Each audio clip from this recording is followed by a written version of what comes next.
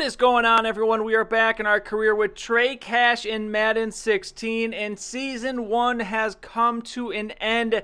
We're going to take a look back at our first season with the New York Jets, and then we will move on through the offseason completely and end the episode with preseason of season number 2. So, look at the standings here. The Steelers did end up winning, so they clinched the final playoff spot, and actually the Bills, with their win, passed us in the standings. Seahawks win the NFC. Cowboys, Vikings, and Panthers clinch the division, and the Packers and the Cardinals earn wild cards. Look at how many 9-7 teams there were to end the season. That's incredible. A lot of 7-9 teams as well. Trey for the season, 5,179 yards passing. That is 649 attempts. We threw the ball a lot this season.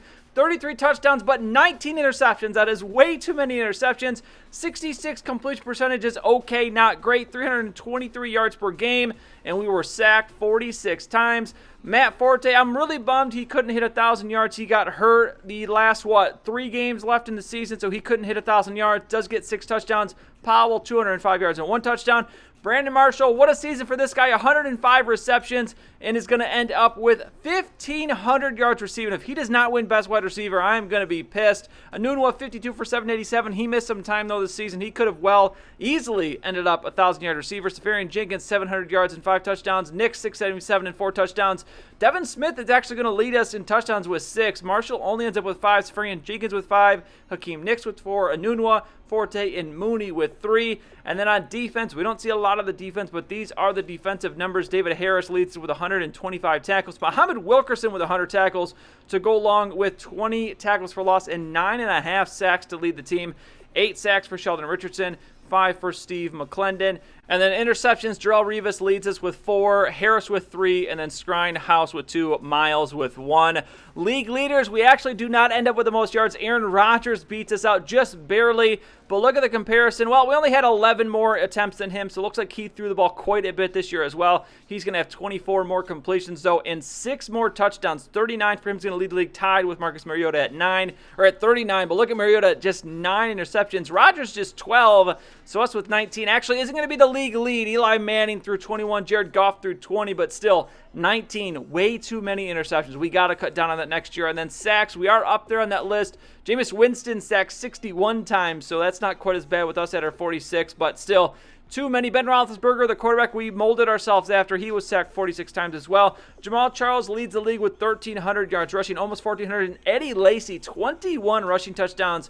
Justin Forsett, 14 for the Lions. Receiving, it's Brandon Marshall beating out Willie Snead by 1 reception to lead the league there. And then for yards, it's going to be Marshall well in the lead over Devontae Adams, 15:42 to 13:35. Touchdowns, though, is where this is going to hurt him. A.J. Green with 14 touchdowns, Odell Beckham Jr. with 13. So if there's any case for him not winning Best Wide Receiver, it's because of the lack of touchdowns. Aaron Rodgers is going to be your MVP. We finished 7th, which I would say is respectable considering the other names on this list, all quarterbacks. I'll take that for our rookie season. Not too bad for Trey. Ben Roethlisberger is going to win Offensive Player of the Year. Marcus Mariota is going to finish 2nd. We are going to finish 6th in this race. Le'Veon Bell finishing ahead of us. We finished ahead of Alex Smith. Defensive Player of the Year is going to be Justin Houston. We are going to win Offensive Rookie of the Year. No surprise there. Corey Coleman finishes 2nd. Paxton Lynch is going to finish 3rd. Jalen Ramsey wins Defensive Rookie of the Year. Marcus Mariota finishes 1st in the Best QB, beating out Ben Roethlisberger. We finished 5th in this one. Not bad. Tom Brady right ahead of us. Le'Veon Bell, Best Running Back. And A.J. Green does beat us out, or doesn't beat us out. Beats Brandon Marshall out for Best Wide Receiver. I'm going to guess it's the touchdowns. And then looking at the other positions, Muhammad Wilkerson is going to finish 4th in Best Defensive Lineman. And then it's going to be Jonathan Joseph winning Best DB. And Nick Folk somehow finishes 3rd. He was awful this season. I hope he's not back next year. Nick Folk just missed too many field goals. Aaron Rodgers wins Offensive Player of the Year. Jake Ryan wins Defensive Player of the Year. I was surprised to see that name there. Carson Wentz, Offensive Rookie of the Year, beats Jared Goff. Deion Jones wins Defensive Rookie of the Year. Aaron Rodgers, no surprise, Best QB. Eddie Lacy, no surprise, Best Running Back. Devontae Adams, Best Wide Receivers. The Packers sweep the awards here. Zach Martin, a Cowboy, wins Best Lineman. Vernon wins Defensive Lineman. Wagner, Best Linebacker. Darius Slay wins Best DB. And then Blair Walsh wins Best Kicker. So there are your awards. Now let's get through these playoffs. It's Steelers at Bengals, Cardinals at Vikings, Chargers at Chiefs, and Packers at Panthers. And the winners are The Steelers lose to the Bengals 24-17. Cardinals over the Vikings 24-13. Chargers lose to the Chiefs 17-14. And the Packers lose by 3 to the Panthers. That's a surprise win there. Panthers at Cowboys now. Bengals at Titans. Cardinals at Seahawks. And Chiefs at Patriots. And let's see the winners. And it's going to be the Patriots. No surprise over the Chiefs. Seahawks all over the Cardinals. Bengals all over the Titans. And another surprise, the Panthers take out the Dallas Cowboys. So looking at the championship matchups, it's Bengals at Patriots, Panthers at Seahawks, and I'm going to guess who's going to be here. And yes, the Patriots win close game, but they win 34-29, and the Seahawks destroy the Panthers. So the Panthers' luck is going to run out. So a very familiar matchup here in the Super Bowl. And look at this. The Seahawks exact revenge on the Pats. They win 27-17, and the Seattle Seahawks are your Super Bowl champions. Now after the season, Tom Brady has retired, and look at this. Brandon Marshall has retired. Sound the alarms. This is not good. Only 11 years in the league, but apparently he has decided to hang them up, and that is very, very disappointing. He was so key to this team this year. We do release Nick Folk and Bilal Powell and Steve McClendon. Not really any big names that we re-signed. Bryce Petty is coming back. Nothing really else too much there to talk about. So we move on now and into the free agency. We signed C.O. Moore. We signed Zach Line, a new fullback. Is that the biggest name we're going to see here? Kai Forbath is going to be our new kicker, apparently. Jeff Adams is actually coming back. They signed him, but he was there. And Dajae Johnson, I see, is the only. Matt Khalil, not a bad sign at left tackle. But I don't really see any wide receivers. We signed another right guard, Brian Winters, so it looks like we're trying to upgrade the line. Orleans Darkwa is going to come in at halfback. And then we sign Alfred Morris the next free agency period. So we are stacked now at halfback, and that's all we do in free agency. So now it's time for the draft. I really hope we draft a wide receiver in the first round. We are really, really going to need a wide receiver because we did nothing to address that in free agency. We're going to pick 16th, which isn't too bad. I hope we can do something good with that. It's going to be a defensive end that goes first overall. The Browns take an outside linebacker. The Colts will take a defensive end. Jaguars will take a defensive end. Big run on right ends there. Middle linebacker goes to the Dolphins. A left end goes to the Redskins. QB goes to the Broncos. They already had a very good QB. D-tackle goes to the Bears. Left tackle goes to the Raiders. Quarterback goes to the Texans. Again, they don't really need one. Outside linebacker to the Browns.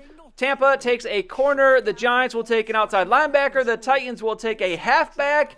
No wide receivers so far. QB to the Ravens. And here we go.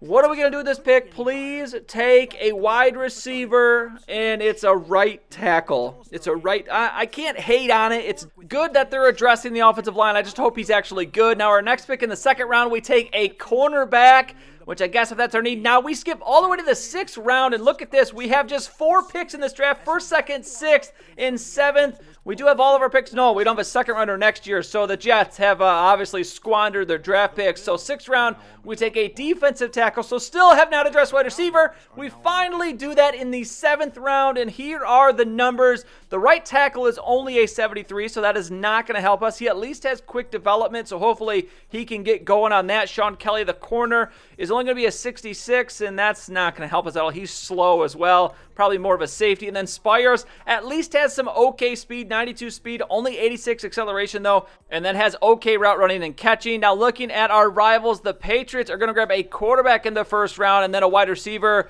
It's going to be a 79 for the Bills in the 1st round, but the rest of the draft is just okay. And then the Dolphins, their draft is just okay, but still they get a 77 rated middle linebacker and a 76 rated QB in the 2nd round, but I would think Ryan Tannehill will be back. So just like that, in a flash, we are through the offseason. The offseason goes really quickly when you're doing a career mode. So, Trey, I'm a little worried. I got to be honest. This team I do not think is as good as it started last season. We have some issues, I think, at wide receiver. Dwayne Bowe is going to be gone. Hakeem Nicks is going to be gone. Brandon Marshall is gone. We do get back Eric Decker. He now becomes our number 1 target, and we have him, Devin Smith, and Quincy Enunwa. We'll see what the rookie can do. We are stacked at halfback, so we might have to rely on the running game a little bit more, which I'm all for, especially with an improved offensive line. So we're going to have to see how this goes. The next episode, I'm going to be showing you highlights of the preseason. We'll go through the entire preseason. Not going to show you every game, everything of every game, but I'm going to show you the key highlights from those 4 games.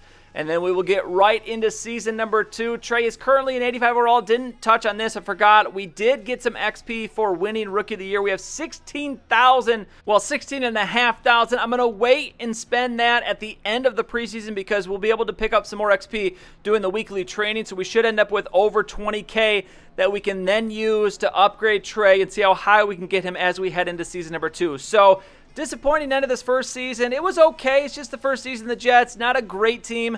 If you just saw them recently play Monday night against the Colts, they are an awful team in real life. So hopefully we can do a little bit better than that. But season number 2 is very nearly upon us. Make sure you don't miss the next episode. The preseason coming at you next time. That's it for this video, though. If you enjoyed it, please go and give it a like. I really appreciate it. And subscribe to see any future videos that I make.